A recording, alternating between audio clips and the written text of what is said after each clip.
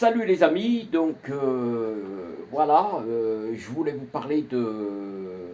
J'ai fait une vidéo récemment qui n'a pas plu à tout le monde sur les pro-vaccins et les anti-vax. Donc on voit des gens, des mobilisations de partout, des gens qui manifestent contre le pass sanitaire étendu. Là, ça en train, ça va devenir on a l'impression que ça va devenir explosif, là, ça va devenir délicat pour l'État parce qu'il y a beaucoup de gens qui, voilà, qui crient liberté, liberté, liberté, liberté, et ça peut se comprendre parce que chacun a le droit de disposer de son corps, chaque individu est libre, voilà, le droit de faire ce qu'on veut, je veux dire, voilà, notre corps, le corps de chacun appartient à chacun, et voilà, et c'est normal, donc chacun est libre de voilà, de choisir ce qu'il veut ou ce qu'il ne veut pas pour sa vie.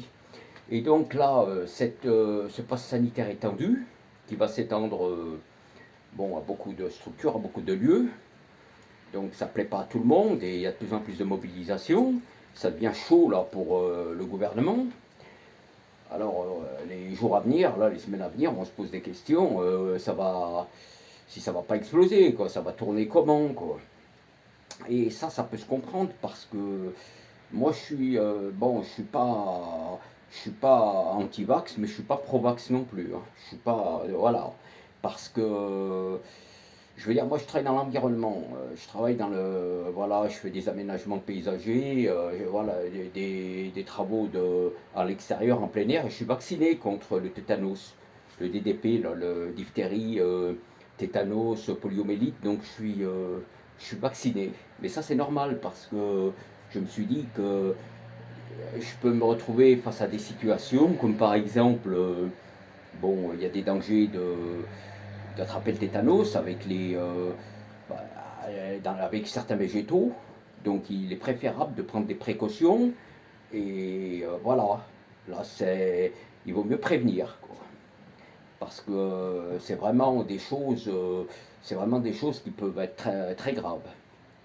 En l'occurrence, cette épidémie là, de coronavirus avec ses variants, le B1.7, le variant anglais, qui est devenu le variant Delta, et qui se propage 50 fois plus que l'ancien coronavirus, l'ancien Covid-19, donc qui est 50 fois plus contagieux et voilà, qui se propage très vite. Et c'est ça qui fait peur au Portugal, en Angleterre, on a vu, quoi. Il s'est propagé à vitesse grand V, quoi. Et c'est ça, ça effraie les autorités. Donc, voilà, ils proposent aux gens l'année dernière, ils disaient restez chez vous. Cette année, en 2020, cette année, 2021, ils disent vaccinez-vous. C'est pour pas que les hôpitaux soient submergés. Et donc, voilà, parce qu'il y a pas, ça va poser des problèmes, ils veulent les engorger. Et voilà, ils préfèrent avoir une méthodologie, je veux dire, procéder de cette façon afin qu'il n'y ait pas d'hôpitaux envahis, submergés, parce qu'ils s'en sortiraient plus, quoi. Voilà, c'est compliqué. Et voilà, et donc ils proposent aux gens la vaccination. Et le problème, c'est que ces vaccins qui ont été élaborés en moins d'un an, quoi, et très rapidement, beaucoup de gens se posent des questions. L'AstraZeneca, le Pfizer, le Moderna, en Israël, le Pfizer, il paraît qu'il pose problème. Il y en a qui ont été vaccinés, il paraît qu'il y a des problèmes. L'AstraZeneca, bon, pareil aussi qu'il y a eu des effets secondaires, des séquelles. Donc, certaines personnes ont je veux dire, des troubles, quoi. Et ça rassure pas, quoi. Quand on vous injecte l'adénovirus du chimpanzé, quoi, c'est ça l'AstraZeneca. Donc en fait, on se pose des questions, quoi. Et je veux dire qu'en fait, dans ces vaccins, voilà, qui protègent, il paraît qu'il a de 70 à 90%, donc c'est pas 100%. Ils vous injectent le virus, voilà, ils injectent le virus, mais il est inactif. Et les anticorps, quoi, les défenses immunitaires du corps, ça va provoquer des anticorps, les défenses immunitaires vont le détecter, ils vont le combattre. Mais là, la question qu'on se pose, c'est que, je veux dire, on a un système immunitaire. Et le système immunitaire, je pense qu'il peut directement combattre bon, les virus, quoi, tous les virus de façon naturelle. Il suffit d'avoir un bon système immunitaire. Donc, vacciner des gens, je veux dire, qui ont des défenses naturelles, ça c'est sûr qu'on se pose des questions, qu'on les oblige à se faire vacciner. Quelqu'un qui ne veut pas se faire vacciner, c'est son problème. Il a le droit. Il refuse. Alors on va lui dire, ouais, mais vous ne pourrez pas accéder à tel ou tel endroit, vous ne pourrez pas faire ci, vous ne pourrez pas faire ça.